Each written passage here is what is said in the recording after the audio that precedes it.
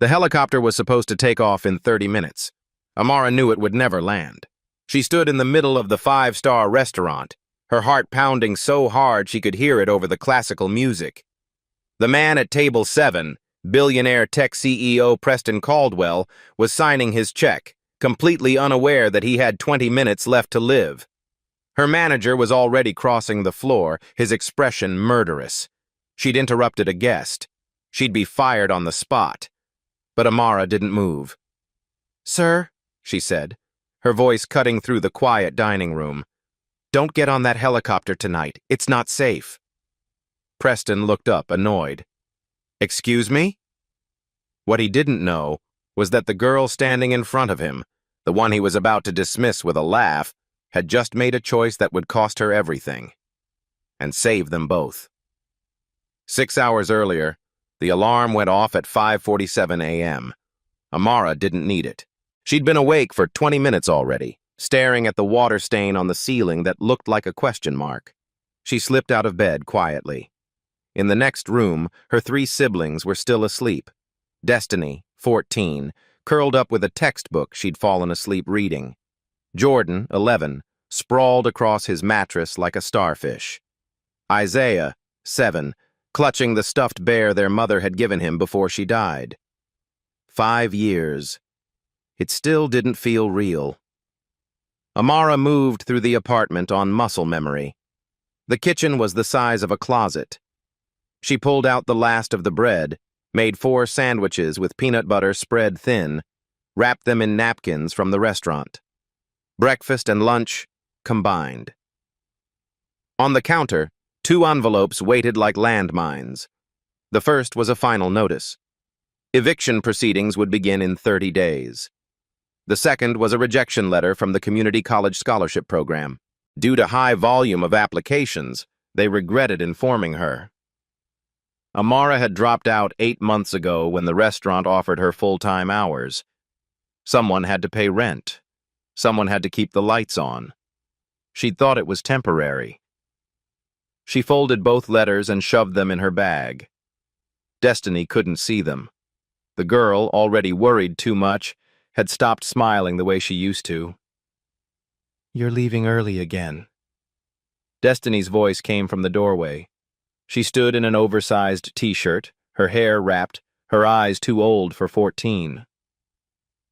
"Uncle Raymond needs lunch dropped off," Amara lied. "You said that yesterday. He forgets to eat." Destiny didn't believe her, but she didn't push. "When are you coming back to school?" "Soon." "You said that last month." Amara grabbed her bag. "Get Jordan and Isaiah up. Make sure they brush their teeth." "Amara, I have to go." She left before her sister could ask more questions she couldn't answer. Chicago Executive Heliport sat on the edge of the city like a glass and steel promise. Private helicopters lined the tarmac, sleek and expensive, ready to lift their owners above the traffic, above the noise, above everything. Amara's Uncle Raymond had worked here for 23 years, head of maintenance, the man who made sure rich people didn't fall out of the sky. She found him in the hangar, crouched beside a black helicopter, his coveralls stained with grease. He looked up when she approached, and his weathered face broke into a smile. "You didn't have to bring lunch, baby girl. You forget to eat. Destiny told you to say that, didn't she?" Amara handed him the sandwich. He took it, then gestured at the helicopter with his wrench. A bright red tag hung from the door handle. "See this bird? N847PX. Some charter company wanted to send her up tonight. I told them absolutely not. Hydraulic system's leaking. She'd make it 20 minutes in the air, maybe less, before the whole thing seizes up." Amara stared at the tail number. Something cold settled in her stomach. What happens if someone flies it anyway? They don't. That's what the red tag means. Federal law. You fly a red-tagged aircraft, you lose your license, you go to jail, and if you're real unlucky, you die screaming. He said it matter of fact, the way he said everything. Raymond had seen too much to sugarcoat. "You learn all this from Mom?" Amara asked quietly. Raymond's expression softened. Your mama was the best aviation mechanic I ever knew. She taught me half of what I know. He paused. She'd be proud of you taking care of those kids. Amara's throat tightened. I'm not doing a great job. You're 19 and you're keeping them fed and in school. That's more than great. She wanted to tell him about the eviction notice, about the rejected scholarship, about how she woke up every morning feeling like she was drowning. Instead, she pulled out her phone and took a picture of the red tag and the tail number. For your records, she said. Raymond nodded. Are you working tonight? Double shift, Laurence. That fancy place? Can you save me any of those little cakes? They count them, Uncle Ray. He laughed. Rich people. Amara kissed his cheek and left. She didn't know that in 11 hours she'd be staring at that same tail number on a billionaire's phone screen. She didn't know she'd have to choose between her future and a stranger's life. But somewhere deep down, in the place where her mother's voice still lived, she already knew what choice she'd make. Laurence smelled like money. Not the sharp new car smell of sudden wealth, but the deep settled scent of generational fortune. Aged wine, fresh flowers replaced daily, wood polish on tables that cost more than Amara's rent. She arrived at 4:30 p.m. for the dinner shift. The kitchen was already alive with controlled chaos. Chefs moved like surgeons. Every plate was a work of art that would be destroyed in minutes by people who barely tasted it. Amara changed into her uniform in the cramped staff room. Black dress, white apron, her braids pulled back tight. She checked her reflection in the cloudy mirror. Professional, invisible. Exactly what they wanted. Her phone buzzed. A text from Destiny. Isaiah has a fever. Should I take him to the clinic? The clinic cost $60 just to walk through the door.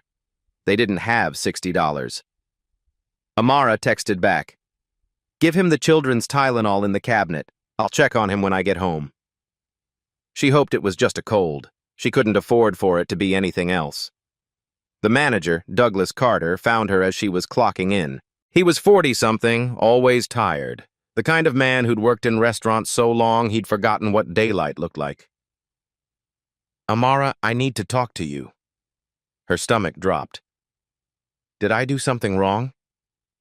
No, you're fine. It's just... He rubbed his face. Corporate's cutting labor costs again. I have to reduce everyone's hours next month. By how much? 10 hours a week. 10 hours. That was $200. The difference between rent and eviction. Douglas, I can't. I need those hours. I know. I'm sorry. If I could give you more, I would. He looked genuinely apologetic. You're one of my best servers, but my hands are tied. Amara felt the walls closing in, the eviction notice, the scholarship rejection. Now this. Is there anything else I can pick up? Catering? Private events? I'll let you know if something comes up. Douglas paused. You okay? She forced a smile. I'm fine. She wasn't fine. She was drowning, but Douglas didn't need to hear that. The dining room opened at 5. Amara fell into the rhythm she knew by heart. Greet, recommend, serve, smile, disappear. She was good at disappearing. At 5:47 p.m., she noticed the reservation list on the host stand. Table 7. Victoria Ashford, party of 4. Even Amara knew that name. Real estate magnate, billionaire. The kind of woman who owned buildings instead of living in them.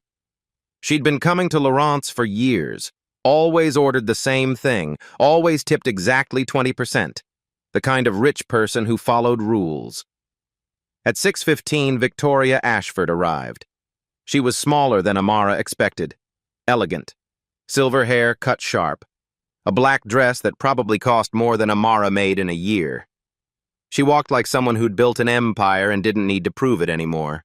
With her, a younger woman, expensively dressed. A man in his 50s, quiet.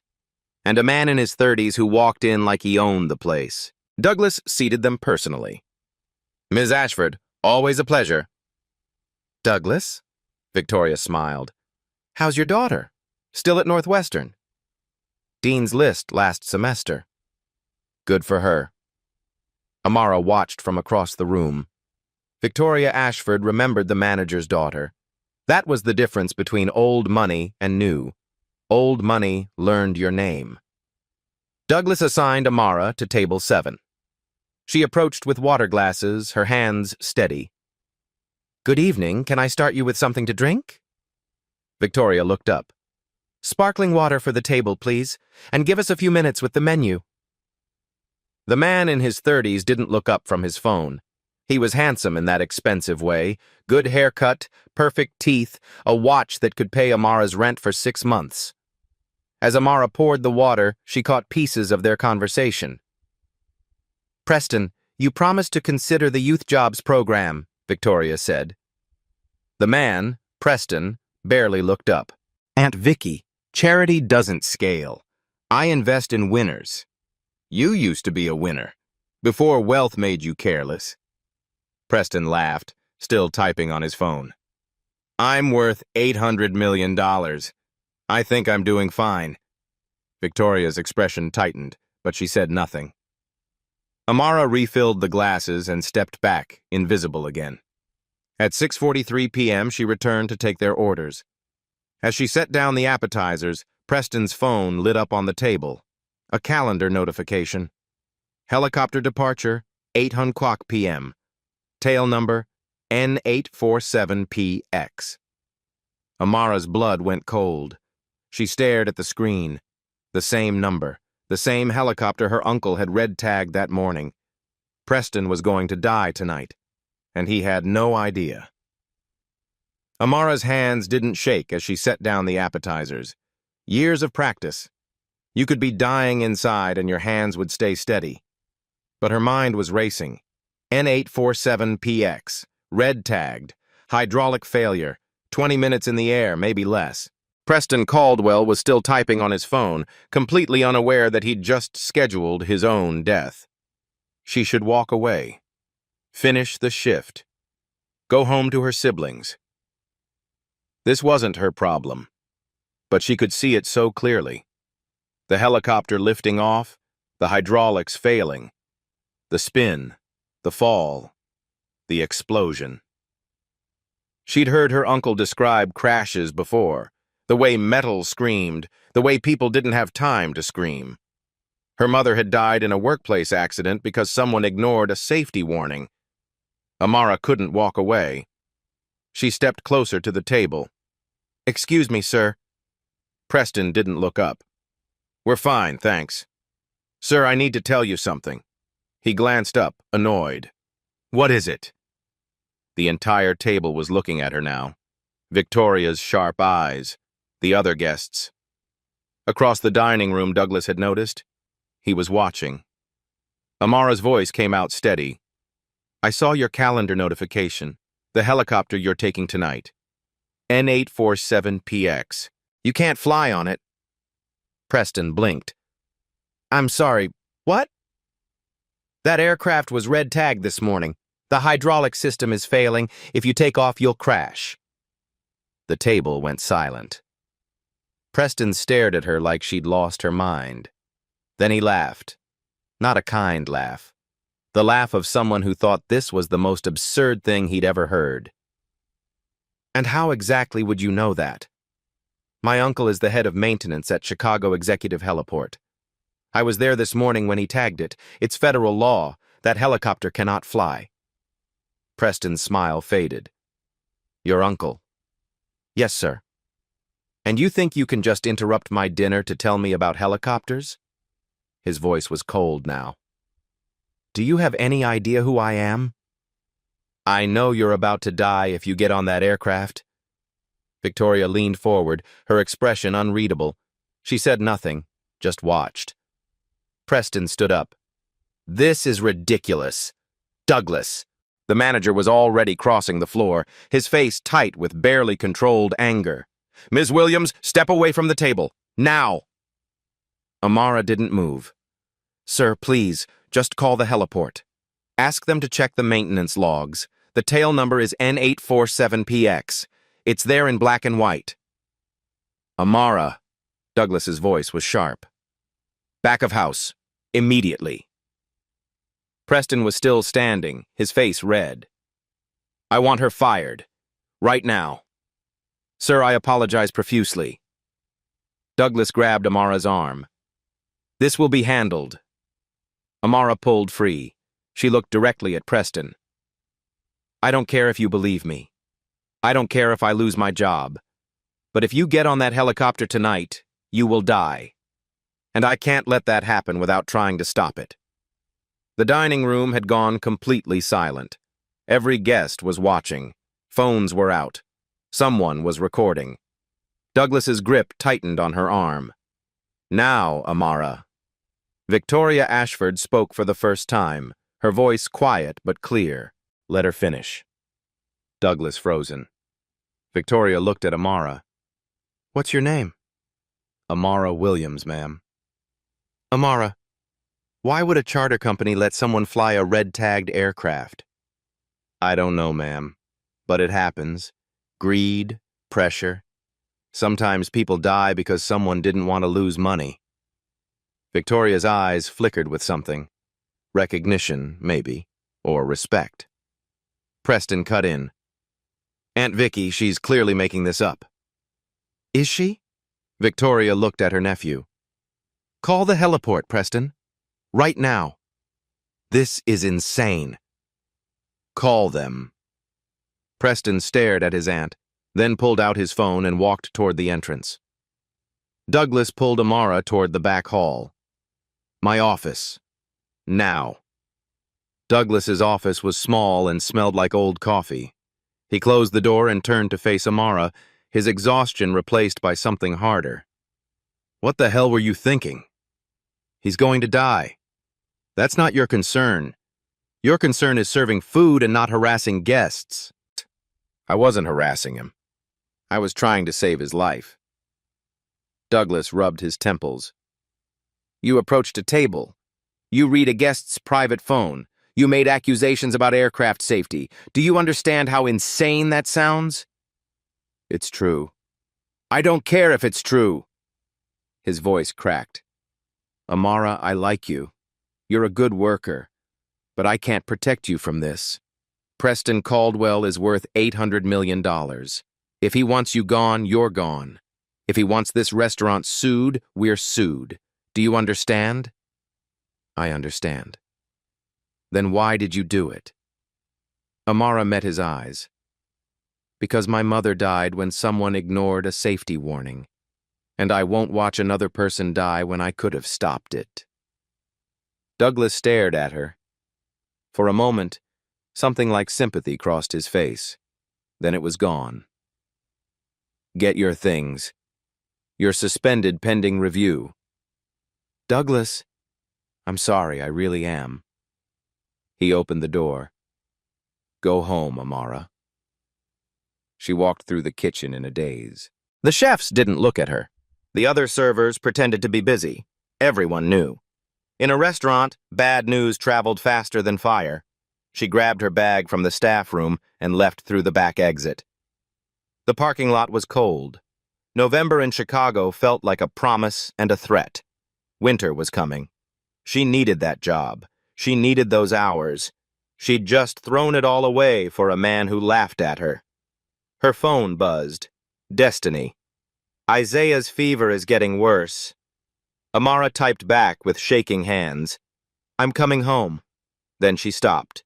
Home was 30 minutes on the L train. The heliport was 15 minutes in the opposite direction. Preston's helicopter was scheduled to leave at 8. It was 7:32. She could go home, take care of her brother, pretend she'd tried. Or she could finish what she started. Her uncle's voice echoed in her head. "You fly a red-tagged aircraft, you die screaming." Amara turned toward the train station. She ran. The L train crawled through the city like it had all the time in the world. Amara stood by the doors, watching the minutes tick by on her phone. 7:41, 7:48, 7:53. She called the heliport. The phone rang 6 times before someone picked up. Chicago Executive Heliport. I need to speak to Raymond Williams. It's an emergency. He left for the day, miss. Then I need to report an unsafe aircraft, tail number N847PX. It was red tagged this morning, and someone's about to fly it. I'll need you to file a formal report. Let me transfer you to... There's no time. The flight leaves in 7 minutes. Ma'am, I can't just... The line went to hold music. Amara wanted to scream. At 7:58, the train pulled into the station. She ran across the platform, down the stairs, across 2 streets. Her lungs burned. Her server shoes weren't made for running. The heliport appeared ahead, lit up like a small airport. Through the fence, she could see the helicopters. The black one on the far pad. N847PX. A man in an expensive suit was walking toward it. Preston Caldwell. The rotors were already spinning. Amara didn't think. She ran toward the gate. A security guard stepped out of the booth. Miss, you can't. She ducked past him and sprinted across the tarmac. Hey, stop! The wind from the rotors nearly knocked her down. She kept running. Preston was climbing into the helicopter. The pilot was doing his pre-flight check. Stop! Amara screamed. Don't take off! The pilot looked up, confused. Preston turned, and his expression went from confusion to fury when he saw her. The security guard caught up, grabbed her arm. Ma'am, you're trespassing! That helicopter is red-tagged, Amara shouted over the noise. Check your maintenance logs. It's going to crash. The pilot frowned. He said something to Preston, then climbed out of the cockpit and walked toward the hangar office. Preston stepped down from the helicopter, his face dark. You've got to be kidding me. You followed me here? I'm trying to save your life. You're insane, and you're fired, and I'm going to make sure you never work in this city again. The security guard was pulling her back. Sir, I'm sorry. I'll have her removed. The pilot came back, walking fast. He was holding a clipboard. His expression had changed. Mr. Caldwell, we have a problem. Preston turned. What? This aircraft was red-tagged at 7:14 this morning. Hydraulic system failure. The charter company didn't inform me. This bird is grounded. The tarmac went silent except for the wind. Preston stared at the pilot. What are you saying? I'm saying if we'd taken off, we'd have crashed. The pilot looked at Amara. How did you know? My uncle red-tagged it this morning. Raymond Williams, head of maintenance. The pilot nodded slowly. I know Ray. He doesn't make mistakes. An FAA inspector was already walking across the tarmac, called by the on-hold emergency line Amara had been transferred to. Behind him, 2 more security guards. The inspector looked at the clipboard, then at the helicopter, then at Preston. Sir, were you about to fly this aircraft? Preston was pale. They said it was ready. It's not ready. It's illegal. Who authorized this flight? The pilot handed over paperwork. Charter company owner, Marcus Brennan. He overrode the red tag without notifying me. The inspector's jaw tightened. That's a federal violation. Preston turned to look at Amara. For the first time, he really looked at her. Not as an inconvenience, not as a server, as a person who had just saved his life. You were right, he said quietly. Amara's legs felt weak. The adrenaline was draining out of her, leaving her hollow. I'm sorry I didn't listen, Preston continued. I'm sorry God, you saved my life. The security guard released her arm. The inspector was on his radio, calling for a full investigation. The pilot was documenting everything. The rotors were winding down. Preston stepped closer. What's your name again? Amara Williams. Amara. He ran a hand through his hair. I don't even know what to say. Thank you doesn't seem like enough. I just need to go home. My little brother's sick. Let me give you a ride. It's the least I can do. I'll take the train. Please. His voice was different now. Softer. Humans. I owe you my life. Let me at least get you home safely. Amara was too tired to argue. She nodded. As they walked toward the parking lot, Preston's phone buzzed. He glanced at it, then put it away quickly. But Amara saw his expression change. Something was wrong. She didn't know it yet, but the phones in the restaurant had captured everything. The video was already online, and by morning, her life would be completely different. The video hit the internet at 11:47 p.m. Someone at Laurent's had posted it with the caption, "Server risks her job to save billionaire's life." He laughed at her. Watch. By morning, it had 3 million views. Amara woke up to 72 text messages. She scrolled through them in bed, her heart sinking with each one. Friends she hadn't heard from in years. Former classmates. Strangers who'd somehow gotten her number. OMG, are you? You're famous. CNN wants to interview the helicopter girl. The local news was already running the story. Heroic server saves tech CEO from certain death. They used a photo someone had taken of her outside the heliport, exhausted and small next to Preston's expensive car. Her phone rang. Unknown number. Miss Williams? This is Douglas Carter. Amara sat up. Douglas? I'm calling to let you know your suspension has been lifted. The corporate reviewed the footage and, well, they'd like you back, effective immediately. They're also offering you a raise. She should have felt relief. Instead, she felt numb. The man I warned almost fired me. He's also the reason you're getting a raise. He called corporate this morning, said some very generous things about you. Amara closed her eyes. When do you need me? Take a few days. You've earned it. After Douglas hung up, another call came through. Preston's assistant. Miss Williams, Mr. Caldwell would like to meet with you. Would tomorrow at 10 a.m. work? What for? He'd like to thank you properly. The coffee shop Preston chose was in a nice neighborhood. The kind of place where a latte cost $8 and came with foam art. He was already there when she arrived, sitting in the corner booth. He stood up when he saw her. Amara, thank you for coming. She sat down. He slid an envelope across the table. I don't know how to properly thank someone for saving my life, but I wanted to start here. She opened it. A check. $50,000. Amara's hands started shaking. I can't accept this. You saved my life. You lost your job trying to warn me. This is the least I can do. Hey. Douglas said I got my job back. You did, but that doesn't change what you sacrificed. Preston leaned forward. I also set up a scholarship fund. Full tuition to Northwestern.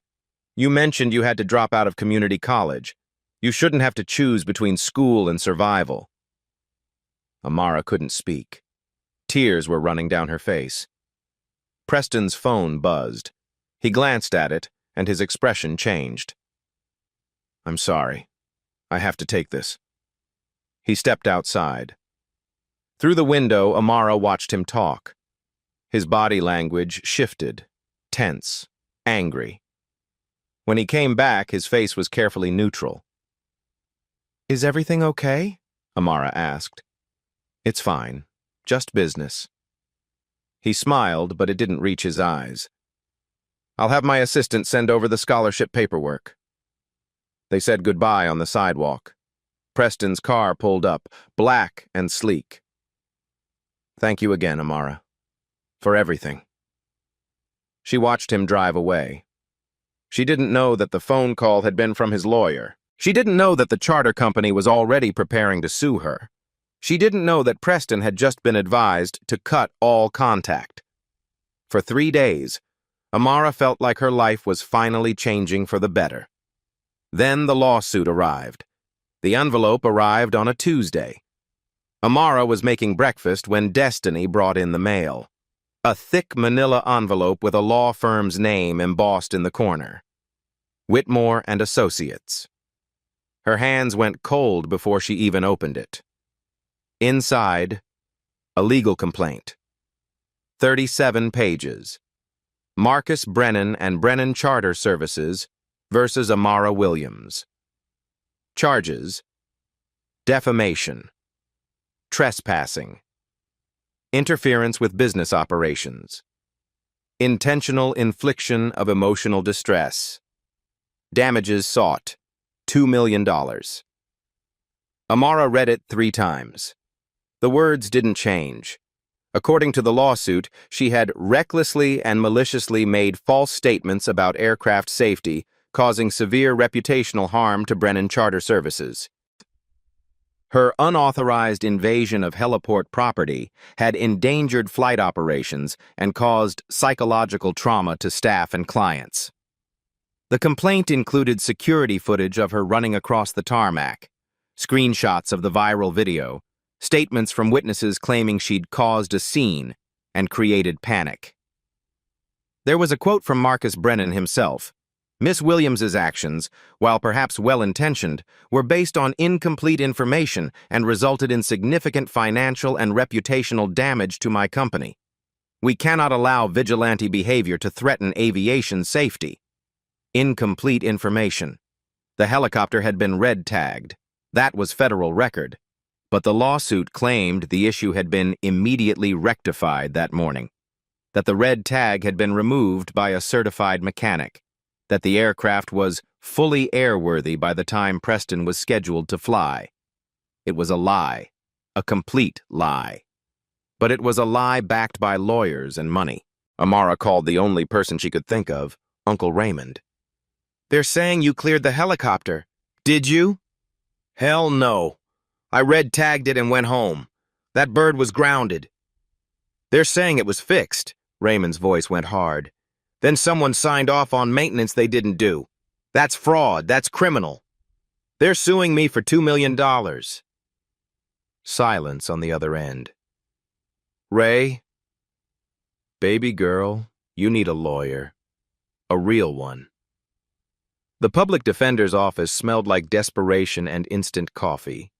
The lawyer assigned to Amara's case was young, overworked, and honest enough to tell her the truth. "Miss Williams, I'm going to be straight with you. This is a slap suit." "A what?"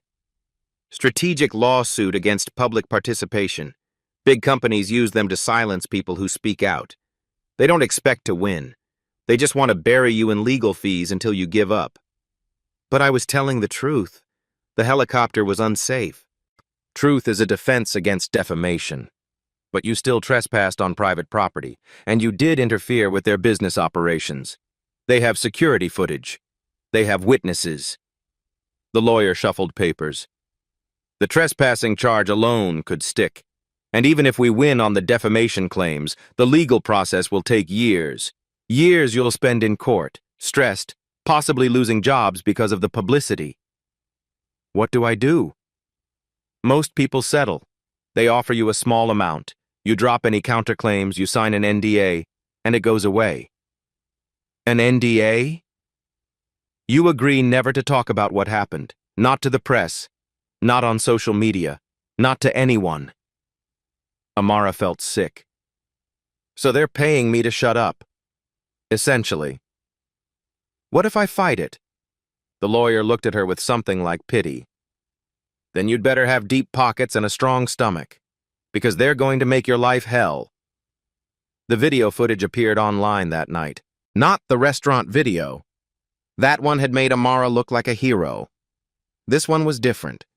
It was security footage from the heliport, edited to remove context. It showed Amara running across the tarmac, shoving past the guards, screaming at Preston. The audio was enhanced to make her sound unhinged. The caption, "Unbalanced server attacks billionaire at private heliport." Should she face criminal charges? The comments came fast and vicious. She wanted money and attention. This is what happens when poor people get desperate. She probably planned this whole thing. The racist comments were worse. Amara stopped reading after the first dozen. By morning, the narrative had shifted completely. The same news outlets that had called her a hero now questioned her motives. Was helicopter warning a publicity stunt? Servers' claims about aircraft safety under scrutiny. Charter company fights back against reckless accusations. Someone dug up her eviction notice and posted it online. She's broke. She needed a payout. Someone found her community college records. She dropped out. Probably not smart enough to understand aviation safety. Her phone wouldn't stop ringing. Reporters, lawyers, strangers calling to tell her she was a liar, a fraud, a race baiter looking for a settlement. Destiny found her crying in the bathroom. Amara, what's happening? Nothing, I'm fine. You're not fine. Everyone at school is talking about you. They're saying terrible things. Don't listen to them. Why are they doing this? Destiny's voice cracked. You saved his life. Amara didn't have an answer. The call from Douglas came 3 days later. Amara, I'm sorry. Corporate is letting you go. She'd been expecting it, but it still felt like a punch to the stomach. Because of the lawsuit? They said they can't have employees involved in ongoing litigation. It's a liability issue. I was defending their customer. I know. I'm sorry. I fought for you. But they don't care what I think. After he hung up, Amara sat in the silent apartment and did the math. No job, no scholarship. Preston's assistant had called to say the fund was on hold pending legal resolution. The $50,000 was frozen, flagged by the charter company as evidence of damages. Rent was due in 12 days. She had $127 in her account. She started applying to jobs that afternoon. Fast food, retail, gas stations, anywhere that would hire her. Nobody called back. Her name was too recognizable now. That girl from the helicopter. The liability. The troublemaker. At night, she lay awake and wondered if she'd made a mistake. If she should have just stayed quiet, served the food, gone home. Preston Caldwell would be dead. But her siblings would have a home. She didn't know which choice was right anymore. On the 8th day after the lawsuit arrived, another envelope came. This one was different. Expensive paper. A return address in downtown Chicago. Victoria Ashford. Inside was a handwritten letter on cream-colored stationery. Dear Miss Williams, I have been watching what they're doing to you. It's wrong. My nephew is a coward. I didn't raise him to hide behind lawyers while a young woman who saved his life is being destroyed. I would like to help, if you'll let me. Please come to my office tomorrow at 2 p.m. We have work to do. Sincerely, Victoria Ashford. At the bottom, a phone number. Amara read the letter 3 times. She didn't know if she could trust Victoria. She didn't know if this was another trap. But she was drowning, and someone had just thrown her a rope. Tomorrow at 2 p.m., she'd find out if it would pull her up or drag her under. Victoria Ashford's office occupied the top floor of a building she owned. Floor-to-ceiling windows overlooked the Chicago skyline. The furniture was elegant, but not excessive. Old money didn't need to prove anything. Victoria sat behind a mahogany desk, reading glasses perched on her nose. She looked up when Amara entered. Miss Williams, thank you for coming. She gestured to a chair. Please sit. Amara sat. She'd worn her best clothes, clean jeans and a sweater without holes. She felt small in this space. Victoria removed her glasses. I'm going to be direct. What they're doing to you is unconscionable. My nephew should be ashamed of himself. Have you talked to him? I have. He claims his lawyers advised him not to get involved, that any contact with you could complicate the litigation. Victoria's voice was cold. In other words, he's choosing his comfort over your life. Amara said nothing. I want to help you, Victoria continued, but I need you to be honest with me. Everything you said about that helicopter, was it true? Yes, ma'am. Every word. Your uncle red-tagged it? I saw him do it. I took a photo. Victoria's eyebrows raised. You have a photo? Amara pulled out her phone, found the image. The red tag, the tail number, the timestamp, 7:14 a.m.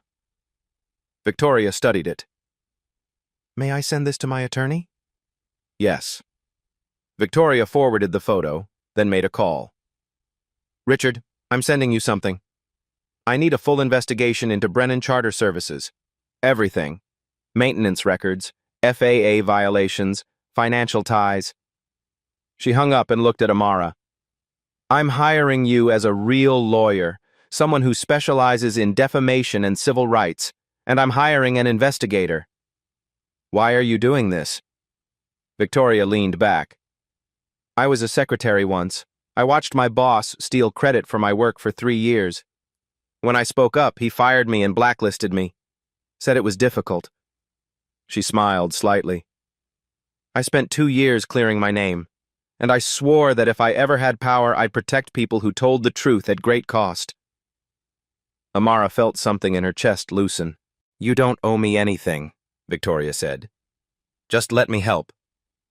The investigator's name was Sarah Carter, former FAA inspector, 20 years of experience. She met with them 4 days later. Marcus Brennan is dirty, Sarah said, spreading files across the conference table. 6 FAA citations in 10 years. Maintenance violations, falsified records, flying overweight aircraft. He pays fines and keeps operating. How is that legal? Amara asked. It's not, but enforcement is complicated. Understaffed agency, expensive lawyers. Sarah pulled out another file. 3 weeks before your incident, Brennan's company was facing bankruptcy. Insurance premiums tripled. He was losing clients. He couldn't afford to cancel any flights. So he was desperate, Victoria said. Exactly. Sarah tapped a page. I pulled the maintenance logs for N847PX. Your uncle's red tag is documented. But 6 hours later, there's a sign-off claiming the hydraulics were repaired. By who? A mechanic named David Torres. I called him. He never worked on that helicopter. Someone forged his signature. Amara's heart raced. That's fraud. Criminal fraud. And it's provable. Sarah slid documents across the table. Torres will testify. So will the pilot from that night. I found 2 other mechanics who say Brennan pressured them to sign off on unsafe aircraft. Victoria's eyes were sharp. What else? Brennan has political connections, city council, state representatives, campaign donations. That's why he avoided consequences. Sarah paused. But the viral video got the FAA's attention. They opened a formal investigation 3 days ago. How long until charges? Victoria asked. Months, maybe longer. They want an airtight case. Victoria stood. Then we accelerate their timeline. A press conference. We present everything. The forged signatures, the violations, the witnesses. Amara's stomach tightened. They'll come after me harder. They're already destroying you. This is how you fight back. Victoria's voice was firm but kind. I'll be standing next to you. You won't be alone. Amara thought about her siblings, about her mother, about every person silenced because they couldn't afford to fight. When? She asked. Victoria picked up her phone.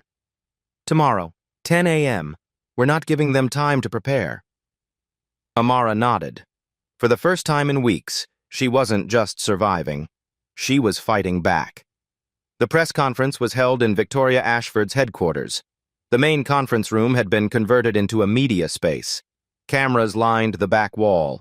Reporters filled every seat. The major networks were there. Local news. National outlets. Amara stood backstage with Victoria, her hands shaking. I can't do this. Victoria took her hands, steadied them. Yes, you can. Tell the truth. That's all you've ever done. What if no one believes me? They will. Because we have proof. Victoria squeezed her hands. And because I'm not going to let them ignore you anymore. At exactly 10 a.m., they walked out together. The camera flashes were blinding. Questions shouted from every direction. Victoria raised her hand and the room quieted. Thank you for coming. My name is Victoria Ashford. 3 weeks ago, a young woman named Amara Williams saved my nephew's life. She warned him that the helicopter he was about to board had been red-tagged for mechanical failure. He didn't listen. She risked everything to stop him anyway. Victoria's voice was calm, authoritative. Every word is measured. That helicopter would have crashed. The FAA has confirmed this.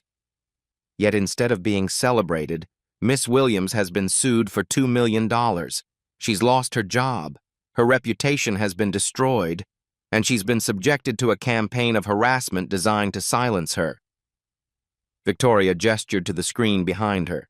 Sarah Carter appeared with the first document. This is the official maintenance log from Chicago Executive Heliport.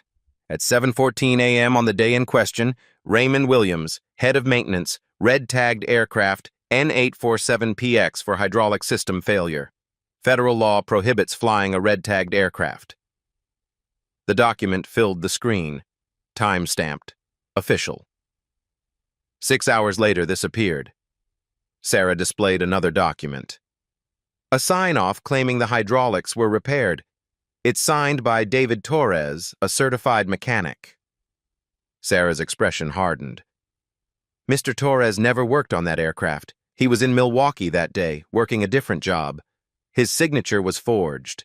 This is criminal fraud. Murmurs rippled through the crowd. Marcus Brennan, owner of Brennan Charter Services, has a history of FAA violations, Sarah continued. 6 citations in 10 years, falsified maintenance records, operating unsafe aircraft. 3 weeks before this incident, his company was facing bankruptcy due to skyrocketing insurance costs. She displayed financial records, bank statements, insurance documents.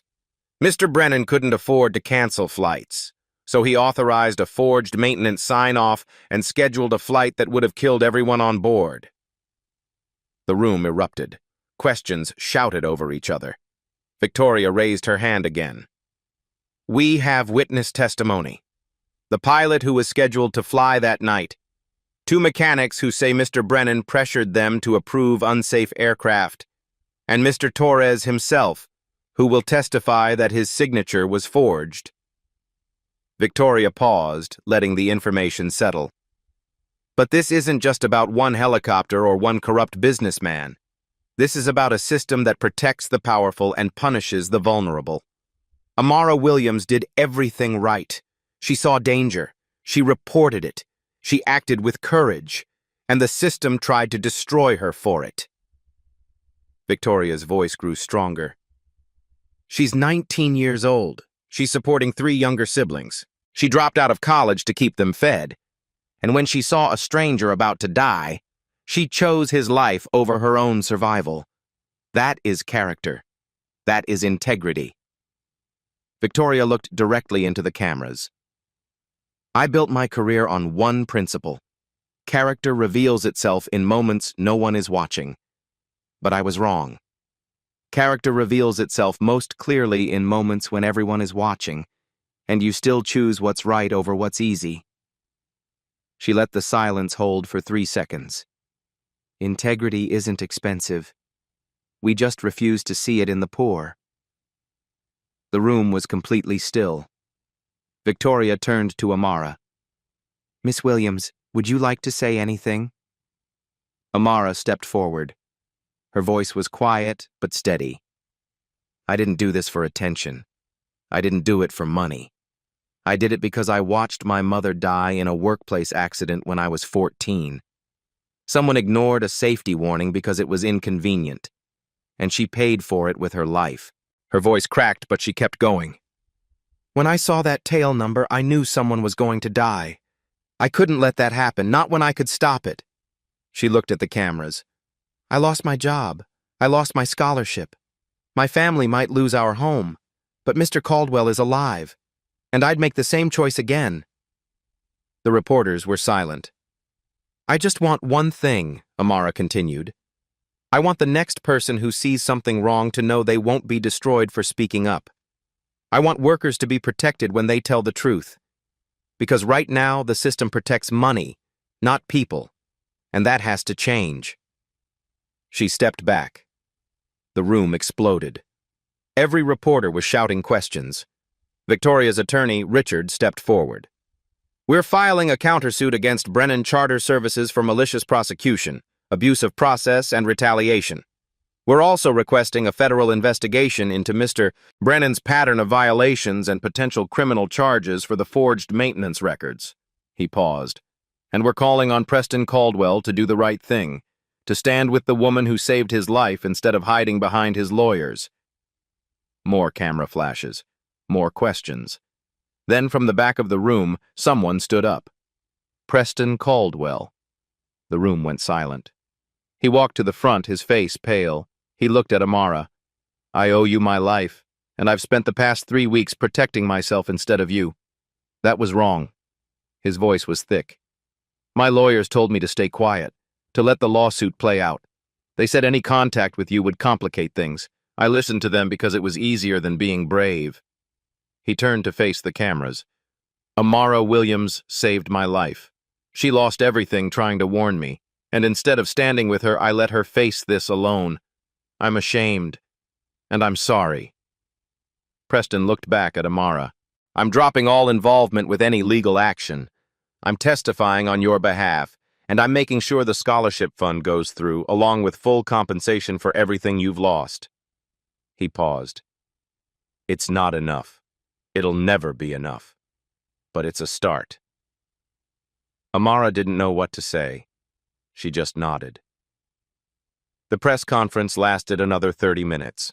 Questions, answers, documents distributed. By the time it ended, the story was everywhere. Within 2 hours, Marcus Brennan's lawyer released a statement claiming the allegations were false. Within 4 hours, the FAA announced they were accelerating their investigation and coordinating with federal prosecutors. Within 6 hours, 3 more mechanics came forward with stories about Brennan pressuring them to falsify records. By evening, the hashtag #IStandWithAmara was trending nationally. And in a small apartment on the south side, Destiny, Jordan, and Isaiah watched their sister on the news and cried. 1 week later, Marcus Brennan was arrested on federal charges of fraud, endangerment, and falsifying official documents. Brennan Charter Services filed for bankruptcy. The lawsuit against Amara was dismissed with prejudice. And the FAA announced new whistleblower protections for aviation workers and members of the public who report safety violations. Amara Williams had won. 6 months later, autumn painted the Northwestern University campus in gold and crimson. Amara walked across the quad with her backpack slung over one shoulder, a coffee in her hand, and something she hadn't felt in years. Peace. The scholarship had come through. Full tuition, room and board, a stipend for books. Victoria had made sure of it personally. Amara's major was aviation safety engineering. She'd chosen it the day after the press conference, sitting in her apartment with her siblings, looking at the photo of her mother in her mechanic's uniform. For Mom, Destiny had said. For Mom, Amara had agreed. Her phone buzzed. A text from Uncle Raymond. Proud of you, baby girl. Your mama would be too. She smiled and pocketed the phone. The settlement from Brennan Charter Services had been substantial, enough to buy a modest house in a safe neighborhood. 3 bedrooms, a backyard, a kitchen bigger than a closet. Destiny had her own room now. So did Jordan and Isaiah. Isaiah's fever had been nothing serious, just a cold. But Amara had taken him to a real doctor anyway, because now she could. She could afford to breathe. Her afternoon class was aviation safety policy. The professor was a former FAA investigator who'd mentioned Amara's case on the first day of class. The Williams incident changed federal protocol, he'd said. Whistleblower protections were expanded because one person refused to stay silent. Amara had kept her head down, but later a classmate approached her. "You're her, aren't you? The helicopter girl." Amara had nodded. "That was badass," the classmate had said. It was the first time someone had said that without sarcasm or anger. After class, Amara walked to Victoria's downtown office. They had lunch once a month now. Sometimes they talked about school, sometimes about Victoria's foundation work. Sometimes they just talked. Victoria was waiting in her office, 2 salads already on the table. "How are your classes?" Victoria asked. "Hard, but good." "Your uncle tells me you're top of your class." Amara smiled. "He exaggerates." "He doesn't." Victoria took a bite of salad. "I have something to show you." She pulled out a folder. Inside were incorporation papers. "The Everyday Heroes Fund. It launches next month. We'll provide legal support, financial assistance, and public advocacy for workers who face retaliation for reporting safety violations or corruption." Amara read through the documents.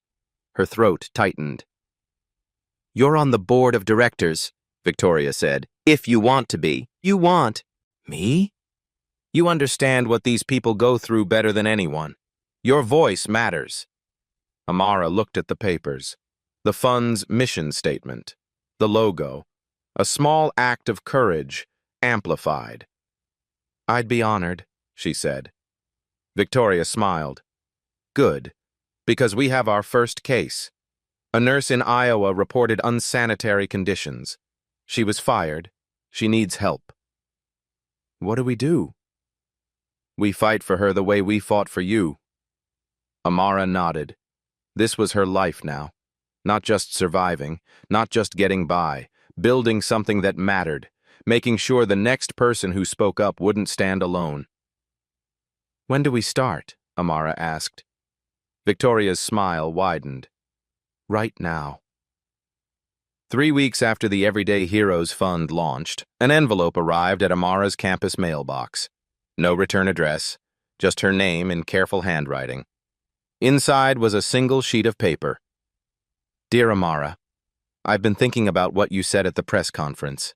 That you'd make the same choice again, even knowing what it would cost you. I'm not sure I can say the same about my choices. I've donated to the Everyday Heroes Fund, anonymously. It's not enough to erase what I did or didn't do, but maybe it helps the next person. My aunt removed me from the family foundation board. She was right to. I'm learning what integrity costs. It's harder than I thought. Thank you for the lesson. Preston." Amara read the letter twice. Then she folded it and put it in her desk drawer. She didn't reply. Maybe someday she would. Maybe not. Some apologies didn't need answers. They just needed to be heard. That evening, Amara worked a shift at a campus cafe. She didn't need the money anymore, but she liked the work. The rhythm, the simplicity. A freshman came to the counter, anxious, counting coins. "How much for a sandwich?" the girl asked. $6. The girl counted again. "I only have $4.50. Amara rang it up. "It's on me today." "Really?" "Really. Just pass it forward when you can." The girl's face lit up. "Thank you." Amara watched her sit down with the sandwich, and she thought about the moment in Laurent's when she'd made a choice that changed everything.